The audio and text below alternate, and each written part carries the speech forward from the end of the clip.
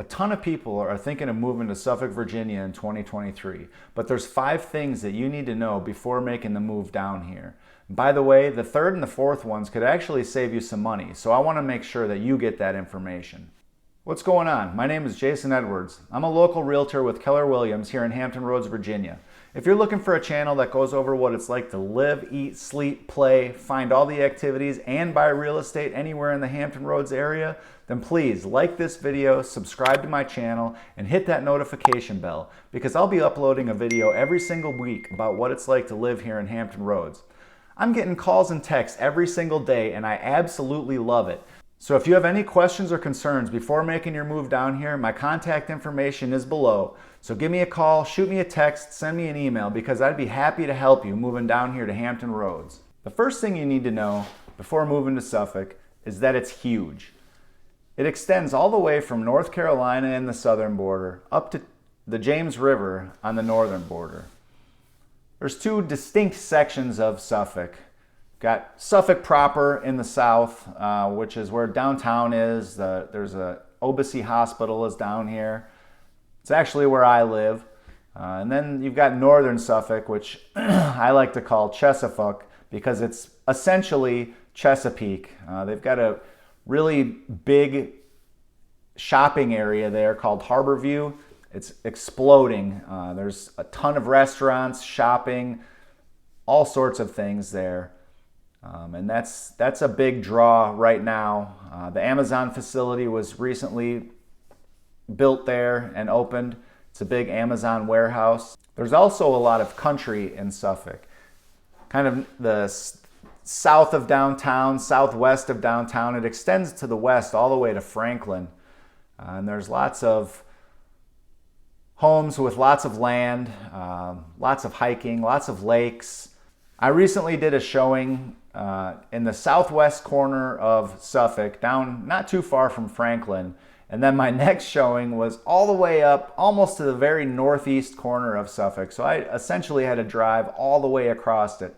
And it took pretty close to 45 minutes to drive from one corner to the other. That just gives you an idea of just how big Suffolk is. The second thing you need to know before moving to Suffolk is about the Great Dismal Swamp. It's around 113,000 acres, a National Wildlife Refuge. It's along and in Suffolk, along the southeastern border. There is quite a bit to do there. There's several nature preserves you can go visit. There's hiking. Lake Drummond, you can take your kayak in there and go fishing. There's a lot to do. The third thing to know before moving to Suffolk is about property taxes. Currently, Suffolk sits kind of mid-range, maybe a little below mid-range of the 7 cities.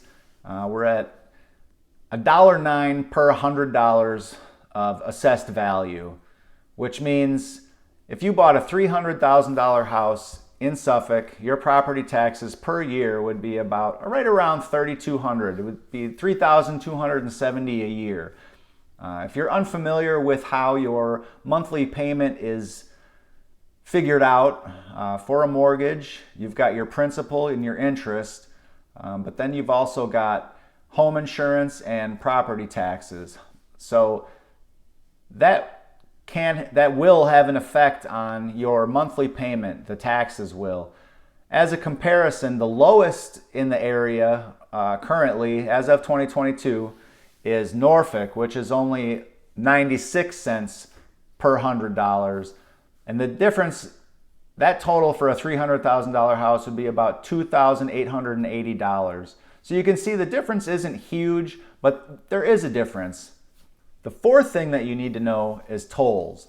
It's definitely something to consider before moving here. Depending on where you work, you may run into tolls. There's quite a few around here now, and as you can see, the rates vary depending on the time that you go through and whether or not you have an easy pass. You can see that the difference between having an easy pass and not having an easy pass is considerable. So I definitely suggest, regardless of where you move in Hampton Roads, getting an easy pass, because at some point you're more than likely going to have to pay some tolls.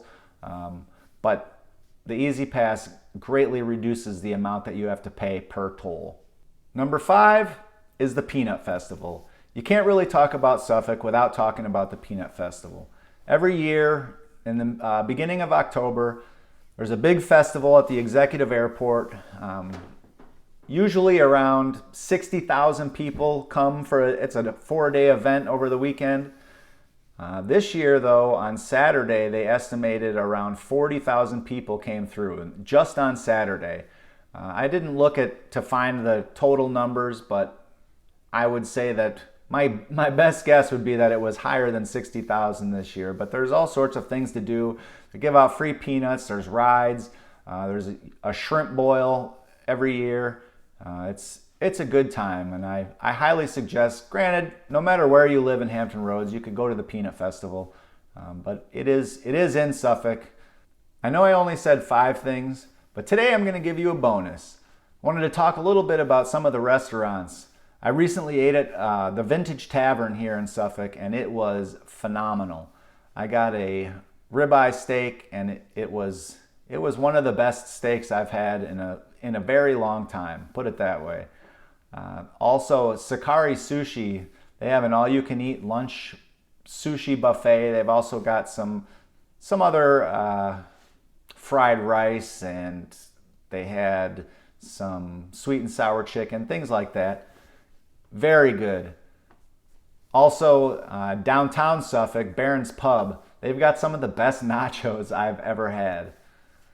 So there you have it. There's 5 things plus a bonus that you need to know before you move to Suffolk, Virginia.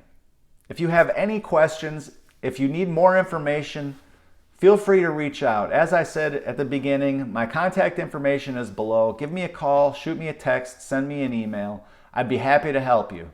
If you've got any questions, drop a comment below. As always, like and subscribe to my channel, and I'll see you in the next one.